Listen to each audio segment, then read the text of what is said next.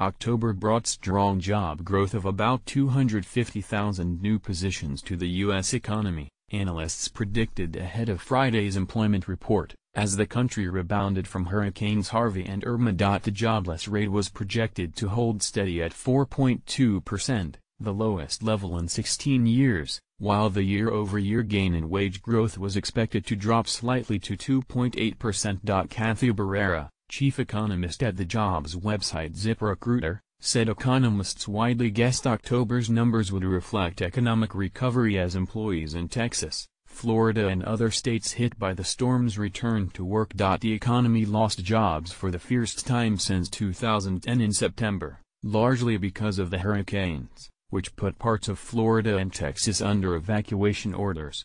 The wind and rain closed offices, destroyed homes, totaled cars and flooded roads. Roughly 100,000 hospitality employees missed paychecks in September, economists estimated.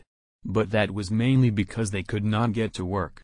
Quite a bit of the loss we saw last month was not actually people who permanently lost their jobs, but rather people who did not happen to be paid during that period, Barrera said. We'll see those people come back, plus some real job gains. Puerto Rico statistics do not appear in the monthly report, released by the Labor Department's Bureau of Labor Statistics. Several analysts had expected a return to more typical pace of job growth in October, with about 150,000 new positions, on top of a return to work for the 100,000 affected by Harvey and Irma. They also predicted higher than normal gains in retail, which started ramping up hiring last month for the holiday season. But spiking demand is likely also clashing with the realities of a tight labor market. Though the need for construction workers has surged in Florida and Texas, employers there have complained about a lack of skilled workers to fill vacant roles. There aren't enough workers to do those jobs, Barrera said.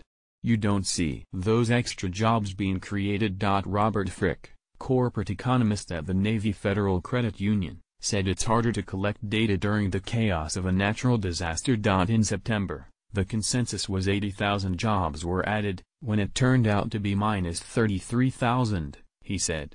Nobody has any idea what is going to happen. But he said the fundamentals of the job market remain strong. Manufacturing is strong, Frick said.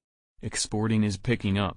Consumer spending has been maintaining a good level. All signs the economy is in good shape. Mark Hamrick, senior economic analyst at Bankrate, a consumer financial services company in New York, agreed the country appears to be humming right along, but cautioned that the economic expansion continues to be uneven. Some stretches of the Rust Belt are still reeling from the last 2 decades' decline in manufacturing work, he said, and many workers in the heartland continue to lack the soft skills required to land a good-paying position.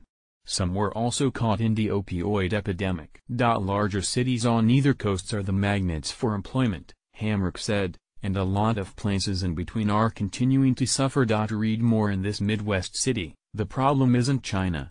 It's too many jobs. Trump tried to save their jobs. These workers are quitting, anyway. Less than a third of Florida's mobile homes were built to withstand a hurricane.